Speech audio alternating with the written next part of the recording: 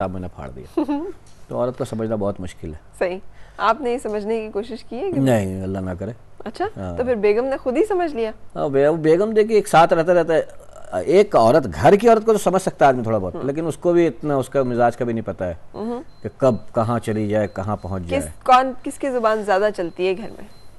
जाहिर है औरतों की चलती है और उनका हक भी है। मैं हर आदमी से कहता हूँ जितने में मियाँ हैं, मियाँ हजरात, कि बीवी के रोब में रहो, इसी में जन्नत है। वो खवातीन जो आपके साथ होती हैं स्किट्स में, उन पे तो आप बड़े शेर होते हैं और बड़े गरज बरस के हमले कर रहे होते हैं और बड़े उनके साथ 10 मिनट गुजारना ना वहाँ।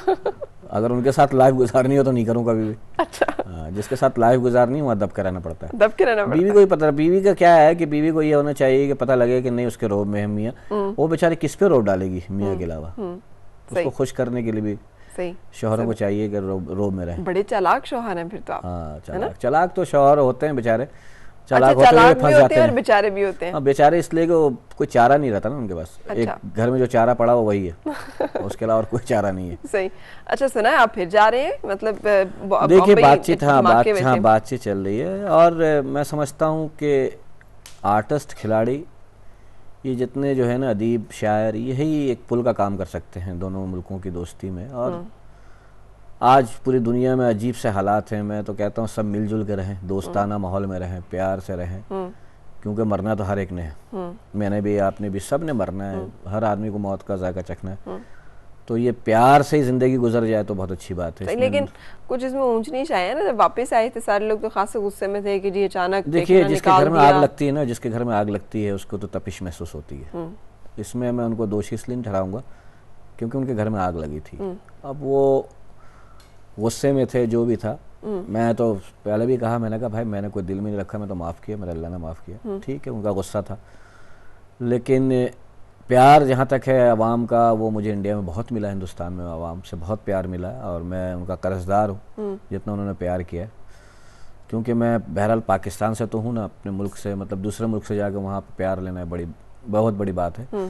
और अभी मैं अमेरिका गया तो तमाम हिंदुस्तान के लोगों ने बहुत वेलकम कहा वहाँ पे मुझे। अमेरिका में बहुत ज़्यादा इंडियंस हैं और मैं नहीं समझता कि आर्टिस्टों से कोई नफ़रत इतनी देर रख सकता है। वो थोड़ी देर के लिए थी और वो गुस्सा हम पे नहीं था, जाहिर है वो टेररिस्ट के ख़िलाफ़ गुस्सा था। लेकिन आर्टिस्ट, मैं उनसे यही कहता हूँ हमेशा कि टेररिस्ट और आर्टिस्ट दो अलग शक्लें हैं, उनको इस शक्ल में मत देखें।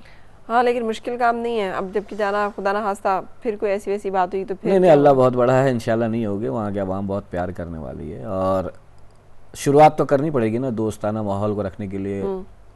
हमारी गवर्नमेंट भी यही कहती है, हमारे खुद पाकिस्तान खुद दहशत का शिकार है।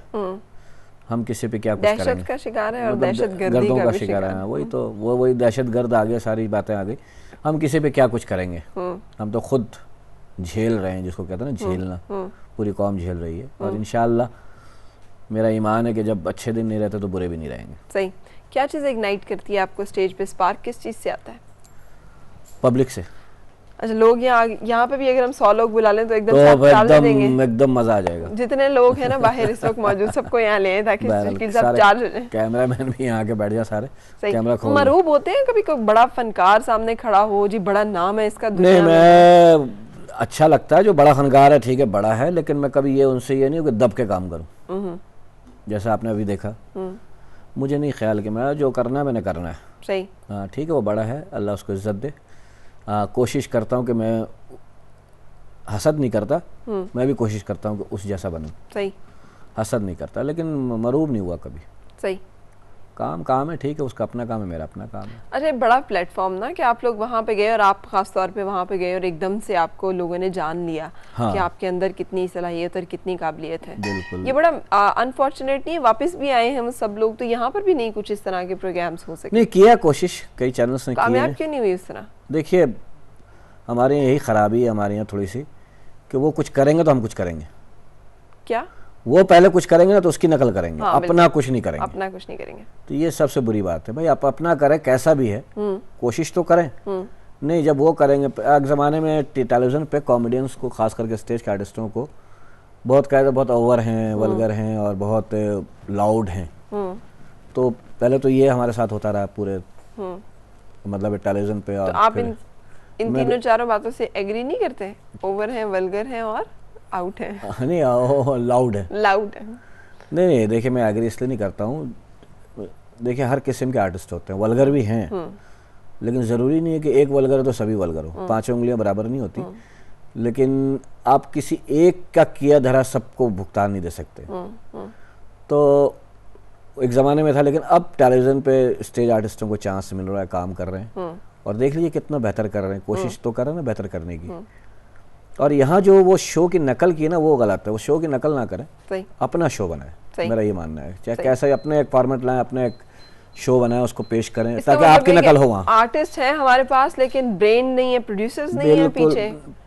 प्रोड्यूसर भी हैं, सब हैं, क्या नहीं है, वो करना नहीं चाहते, हिम्मत नहीं है। अच्छा, हाँ कर सकते हैं, हिम्मत नहीं है। हिम्मत कहाँ से आती है? मतलब शकील क्या रिस्क लेंगे तो लाइफ में रिस्क है। सबसे बड़े आप रिस्क लेते रहें काम में, कोई भी काम करने के लिए। देखिए आपको करना पड़ेगा, पहले सोचिए कि आप पहले से आप सोच लेंगे नहीं जी ये काम फ्लॉप हो जाएगा, ये काम चलेगा नहीं, तो आप तो हिम्मत हार गए ना पहले ही। बिल्कुल, आप हिम्मत नहीं आ रहा, पहले कोई काम लेके आए, उसको करने की कोशिश करें, तो इंशाल्लाह देखिए अल्लाह बरकत डालेगा। नेक नियत होनी चाहिए। कभी कोई मिला है जिसने कहा हो कि मैं बिल्कुल आपके जैसा मैं चाहता हूँ, मैं भी आप ही की तरह बातें करूँ? इंडिया में एक दो हैं, वो उन्होंने किया भी है, नकल भी की है उन्होंने मेरी, मूछे लगा के गेटअप ले के बाकायदा शकील बन के परफॉर्म किया है, और 3-4 एपिसोड किए उसने। तो मुझसे पूछा कैसा, मैंने कहा बहुत बुरा किया तुमने।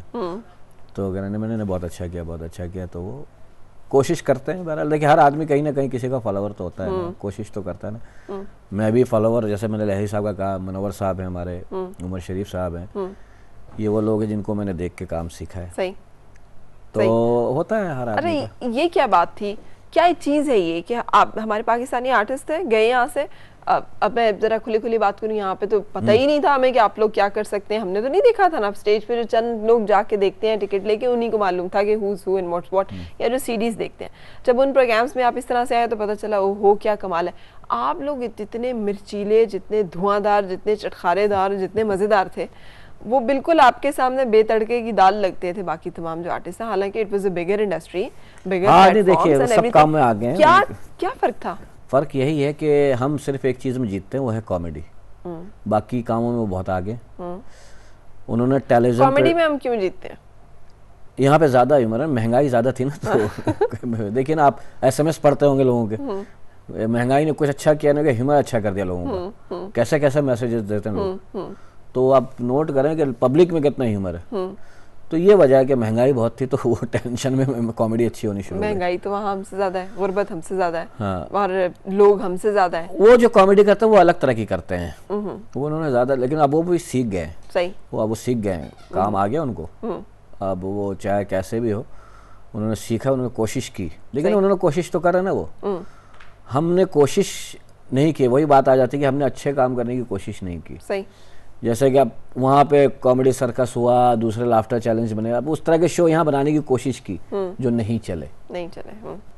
बिल्कुल ठीक है। शाहीना भी मेरे साथ, उनको भी शामिल करूंगी। अस्सलाम वालेकुम शाहीना, मैं आपके मुकाबले पे ऐसे बैठ रही हूँ। अस्सलाम वालेकुम शाहीना। हाँ, कैसी हैं आप? मैं ठीक हूँ, आप कैसी हैं? मैं माशाल्लाह बहुत फिट हूँ। जबरदस्त। जी। और ये कि मैं आज शकील सिद्दीकी से बात करना चाहती हूँ। कीजिए, इनसे खुल के बात कीजिए। जी, अस्सलाम वालेकुम जी। देखिए आप तो स्टेज ड्रामों के बादशाह हैं। मैं उमर शरीफ हैं, आप हैं, इन सबके मैं ड्रामे देखती हूँ।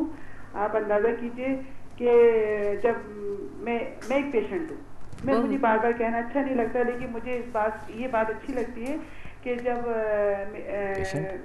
पेशेंट जब मेरा इलाज हो रहा था, तो वहाँ पे टीवी होता था, और उसमें अगर आप लोगों का कोई ड्रामा लग जाता था तो हम भूल जाते थे थोड़ी देर के लिए, कुछ टाइम के लिए, कि हमारे साथ क्या मसला है। वाह। और बहुत मजा आता था। मुझे आपका स्टाइल बहुत अच्छा लगता है, संजीदा स्टाइल है और हंसाने वाला है। मुझे यानी मैं आपका कोई प्रोग्राम कहीं पे भी मैं मिस नहीं करती हूँ। शुक्रिया। हाँ, नहीं आप बहुत जबरदस्त इंसान है, बहुत जबरदस्त। हंसाने के लिए तो चंद लोग हैं ना, रुलाने के लिए तो बहुत सारी चीजें हैं। क्या बात है, बहुत बड़ा काम कर रहे हैं, ये बहुत बड़ी बात है। आजकल लोग हंस कहाँ रहे हैं। हाँ, यही मैं कहता हूँ कि यही हमारी इबादत है, यही हमारा रोजगार है। सर जी, शाहीना जबरदस्त, आपने तो कमाल ही कर दिया। Thank you so much. कितने लोग ऐसे मिलते हैं जो आपको बड़ा इस चीज पे अप्रिशिएट करते हैं? बहुत सारे ना? बहुत, अभी तो बहुत मिलते हैं, शुक्र है अल्लाह का, और बड़ी खुशी भी होती है और फिर डर भी लगता है। अच्छा, जब आप गए थे पहले